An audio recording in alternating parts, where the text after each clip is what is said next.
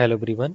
आज के इस टॉपिक में हम कंट्रोल सिस्टम स्टार्ट कर रहे हैं। तो कंट्रोल सिस्टम आपका गेट के लिए इम्पोर्टेंट है भाई। तो 7 to 8 मार्क्स का ये एग्ज़ाम के अंदर रहेगा, ठीक है, जो कि मोस्ट इम्पोर्टेंट सब्जेक्ट आपका रहने वाला है भाई।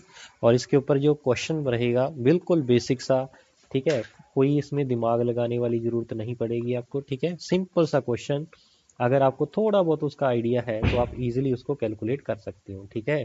तो बहुत ही सिंपल आपका ये सब्जेक्ट रहने वाला है, ठीक है।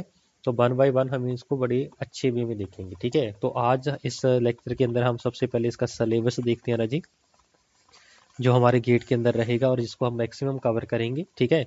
तो पहला जो आपका चैप्टर रहने वाला है that is basics of control system. Control system, ठीक है। तो बेसिक्स ऑफ कंट्रोल सिस्टम आपका इंपॉर्टेंट पार्ट रहेगा भाई। इसके अंदर हम different type of control system देखेंगे, ठीक है। इसका स्टेबिलिटी एनालिसिस देखेंगे, सेंसिटिविटी का कंसेप्ट देखेंगे, ठीक है। और जो आपके पास सेकंड चैप्टर है that is your block diagram and signal flow graph. Block diagram and signal flow graph, ठीक है। जो ब्लॉक डायग्राम है इसके हम डिफरेंट डिफरेंट मेथड देखेंगे, लेकिन जो आपको एग्जाम के अंदर क्वेश्चन आएगा राजे, वो हम ट्राई करेंगे कि आप सिग्नल फ्लो ग्राफ के साथ ही उसको सॉल्व करना, ठीक है। तो सिग्नल फ्लो ग्राफ आपका इंपॉर्टेंट हो जाता है, ठीक है जी। तो सिग्नल फ्लो ग्राफ के ऊपर भी क्वेश्चन बन सकता है, ठीक है। कई बार पूछा गया क्वेश्चन है भाई, क्यों यहाँ से सिग्नल फ्लो ग्राफ में आपका क्वेश्चन आ सकता है, ठीक है। तो तीसरा जो आपका चैप्टर हम देखेंगे time response analysis. Time response analysis most important है, यहाँ से 1-2 नंबर का क्वेश्चन आएगा ही आएगा, ठीक है। ये कन्फर्म है, यहाँ से भाई 2 मार्क्स का एक क्वेश्चन रहेगा ही रहेगा। ओके हुआ यहाँ पे बात। यहाँ पे हम देखेंगे डिफरेंट डिफरेंट आपकी इनपुट के ऊपर हम रिस्पॉन्स देखेंगे, means output of the system देखेंगे कैसी कैसी आ रही है, ठीक है। उसके ऊपर डिफरेंट डिफरेंट टाइप के क्वेश्चन पूछे जाते हैं, ठीक है। फोर्थ पे आपका आ जाता है भाई RH stability criteria, means Routh's stability criteria, ठीक है। इसके भी 2-3 टाइप के क्वेश्चन बनते हैं राजे, उसको हम कवर करेंगे। फिर आपका रूट लोकस आ जाता है राजे। तो बहुत ही सिंपल रहने वाले हैं ये सारे जितने भी पॉइंट्स हैं राजे, वेरी वेरी इंपॉर्टेंट है, ठीक है। और ज़्यादा इसमें दिमाग लगाने की ज़रूरत नहीं है, जो जो पॉइंट बस आपको बताए जाएंगे, जस्ट आपने उसके ऊपर फोकस करना है, ठीक है। जैसे RH क्राइटेरिया हो गया, आपका रूट लोकस हो गया, ठीक है। ऐसे ही हम आगे आपको बताएंगे पोलर प्लॉट और निकोस प्लॉट, ठीक है। पोलर प्लॉट एंड निक्वेस्ट प्लॉट, ठीक है। तो सारे के सारे आपके स्टेबिलिटी कैलकुलेट करने की जो मेथड है राजी, ठीक है, बताएंगे हम कैसे कैसे इसके साथ स्टेबिलिटी निकलती है, ठीक है। और भी डिफरेंट टाइप के क्वेश्चन जिसके ऊपर जो बनेंगे वो उसके बारे में हम डिस्कशन करेंगे, ठीक है। ऐसे ही आपके पास वगैरह जो बॉडी प्लॉट, ठीक है। तो बॉडी प्लॉट भी आपका इंपॉर्टेंट है भाई, यहाँ से भी क्वेश्चन रहने की उम्मीद रहती है, ठीक है। तो 8th नंबर पे हम देखेंगे कंट्रोलर एंड कंपनसेटर।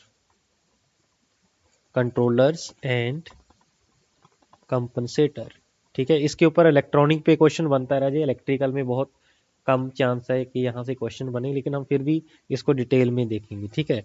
9th जो लास्ट चैप्टर आपका होगा राजे स्टेट स्पेस एनालिसिस, यहाँ से भी 1-2 नंबर का क्वेश्चन भाई कन्फर्म है, आएगा ही आएगा, ठीक है।